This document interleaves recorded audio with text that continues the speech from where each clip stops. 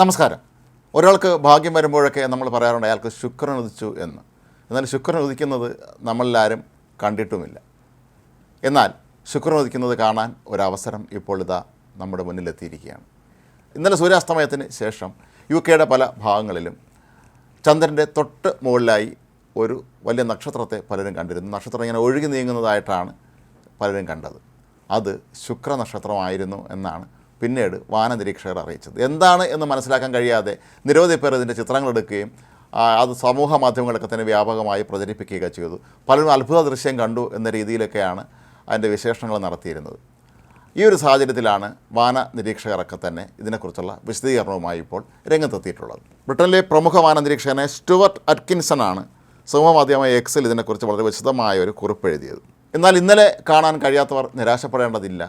ഇന്നും ഈ ദൃശ്യം നമുക്ക് വൈകുന്നേരത്ത് സൂര്യാസ്തമയം കഴിഞ്ഞ് ഏതാണ്ട് ഒരു 1.5 മണിക്കൂർ കഴിയുമ്പോൾ ദൃശ്യമാകും എന്നാണ് വാനനിരീക്ഷകരൊക്കെ തന്നെ പറയുന്നത്. വളരെ അപൂർവമായിട്ടാണ് ഇത്തരം ഗ്രഹങ്ങൾ ചന്ദ്രൻ്റെ അടുത്തേക്ക് വരുന്നത് എന്നാണ് ഇപ്പോൾ ഗവേഷകർ പറയുന്നത്. നമുക്ക് നഗ്നനേത്രങ്ങൾ കൊണ്ട് തന്നെ ഇത് നന്നായി കാണാൻ കഴിയും. എങ്കിലും നമ്മുടെ കയ്യിലൊരു ബൈനോക്കുലർ അഥവാ ഒരു ദൂരദർശിനി ഉണ്ടെങ്കിൽ കുറച്ചുകൂടെ മനോഹരമായി ഈ ദൃശ്യം തൊട്ടടുത്ത് തന്നെ കാണാൻ കഴിയും എന്നാണ് അവർ പറയുന്നത്.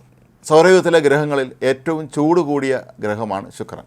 സൂര്യൻ്റെ ഏതാണ്ട് അടുത്തായിട്ട് വരുന്ന രണ്ടാമത്തെ ഗ്രഹമാണ് ശുക്രൻ. ഈ മാസം 10-നോ 11-നോ ശുക്രൻ സൂര്യനിൽ നിന്ന് ഏറ്റവും അകലെയായിട്ടായിരിക്കും കാണപ്പെടുക, ഭ്രമണം ചെയ്യുക എന്നുള്ളതും ഒരു വലിയ പ്രത്യേകതയാണ് എന്നാണ് വാനനിരീക്ഷകർ പറയുന്നത്. തീർന്നില്ല. ഈ മാസം 5-ാം തീയതി, അതായത് നാളെ, മറ്റ് 3 ഗ്രഹങ്ങളെ കൂടി നമുക്ക് ശുക്രനൊപ്പം നഗ്നനേത്രങ്ങൾ കൊണ്ട് തന്നെ കാണാൻ കഴിയും എന്നാണ് വാനനിരീക്ഷകർ ഇപ്പോൾ അറിയിക്കുന്നത്.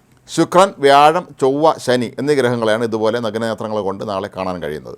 സൂര്യാസ്തമയം കഴിഞ്ഞ് ഒരു 1.5 മണിക്കൂർ കഴിയുമ്പോൾ വളരെ കൃത്യമായി തന്നെ ആകാശത്തിൻ്റെ തെക്ക് പടിഞ്ഞാറേ ചെരുവിലായിട്ടായിരിക്കും ഈ നക്ഷത്രങ്ങൾ കാണപ്പെടുക എന്നാണ് ഇപ്പോൾ വിദഗ്ധർ പറയുന്നത്.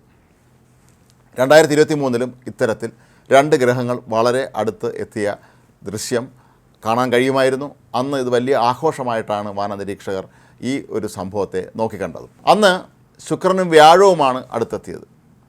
നേരത്തെ പറഞ്ഞതുപോലെ ഈ ഗ്രഹങ്ങൾ ഏറ്റവും തിളക്കമുള്ളത് ശുക്രനാണ്. എന്നാൽ വ്യാഴത്തിനാകട്ടെ അതിൻ്റെ തിളക്കം കുറവാണെന്ന് മാത്രമല്ല, അതിനൊരു മങ്ങിയ മഞ്ഞ നിറം കൂടിയാണ്. അതുകൊണ്ട് തന്നെ ഈ 2 ഗ്രഹങ്ങളും തമ്മിൽ അടുത്തേക്ക് എത്തുമ്പോൾ ഇവ കൂട്ടിയിടിക്കുകയാണോ എന്ന് പോലും സംശയിക്കത്തക്ക രീതിയിലാണ് ഇവ അടുത്തേക്ക് എത്തിയത്. എന്നാൽ ഇവ യഥാർത്ഥത്തിൽ സ്ഥിതി ചെയ്യുന്നതാകട്ടെ കോടിക്കണക്കിന് മൈലുകൾ അപ്പുറത്താണ്. നമുക്ക് തോന്നും ഇത് അടുത്താണ് വന്നു നിൽക്കുന്നത് എന്ന്. സൗരയൂഥത്തിലെ ഏറ്റവും ചെറിയ ഗ്രഹമായ ബുധനെയും നമുക്ക് വലിയ താമസമില്ലാതെ ഇതുപോലെ കാണാൻ കഴിയും എന്നാണ് ഇപ്പോൾ അറിയാൻ കഴിയുന്നത്. അതുകൊണ്ട് തന്നെ ഇപ്പോൾ വാനനിരീക്ഷകർ പറയുന്നത് ഇന്നലെ ഈ അപൂർവ കാഴ്ച ദർശിക്കാൻ കഴിയാത്തവർക്ക് വിഷമിക്കേണ്ടതില്ല. അവർക്ക് ഇന്നും കാണാം. നാളെ ആണെങ്കിൽ മറ്റ് 3 ഗ്രഹങ്ങളെ കൂടി കാണാൻ കഴിയും എന്നാണ്. മാത്രമല്ല അവർ ഒരു ഉപദേശം കൂടി നൽകുന്നുണ്ട്. നമുക്കിത് വളരെ വ്യക്തമായി കാണണമെങ്കിൽ ഉയരമുള്ള കെട്ടിടങ്ങളുള്ള ഭാഗത്ത് നിന്ന് ഇത് കാണരുത്. ഏതെങ്കിലും കുന്നിൻ ചെരുവിലോ മറ്റോ ഉള്ള വളരെ തുറസായ ഒരു ഉയർന്ന സ്ഥലത്ത് നിന്ന് നോക്കുകയാണെങ്കിൽ വളരെ മനോഹരമായ ഭംഗിയായി അതിൻ്റെ ഈ മനോഹരമായ ഈ ഒരു ദൃശ്യം കാണാൻ കഴിയുമെന്നാണ്. പ്രകൃതി നമുക്കായി എന്തെല്ലാം വിസ്മയങ്ങളാണ് ഒരുക്കിയിരിക്കുന്നത് എന്നുള്ളത് ഒരിക്കൽ കൂടി നമ്മെ ഓർമ്മിപ്പിക്കുകയാണ് ഈ ഒരു അപൂർവ സംഗമം. ഇന്നലെ UK മാത്രമല്ല, ഒരുപക്ഷെ മറ്റ് രാജ്യങ്ങളിലുമൊക്കെ തന്നെ ഈ ഒരു ദൃശ്യം കണ്ടു കാണുമായിരിക്കാം.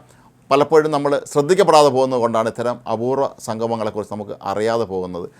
നേരത്തെ തന്നെ ഇത്തരത്തിലൊരു അറിയിപ്പ് മാധ്യമങ്ങളിലൂടെയൊക്കെ ഗവേഷകർ നടത്തിയിരുന്നുവെങ്കിൽ കൂടുതൽ ആളുകൾക്ക് ഇത് കാണാൻ കഴിയുമായിരുന്നു. ഏതായാലും ഇന്ന് സൂര്യാസ്തമയം കഴിഞ്ഞ് 1.5 മണിക്കൂർ കഴിയുമ്പോൾ എല്ലാവരും തയ്യാറായിരുന്നുകൊള്ളുക. അവർക്ക് ഈ ഒരു അപൂർവ ദൃശ്യം ഇന്ന് വീണ്ടും കാണാൻ കഴിയും. ഇന്നും കൂടി കാണാൻ കഴിയാത്തവരെ സംബന്ധിച്ച് അവർക്ക് നാളെയും ഇതിൻ്റെ അപൂർവ ദൃശ്യങ്ങൾ കാണാം.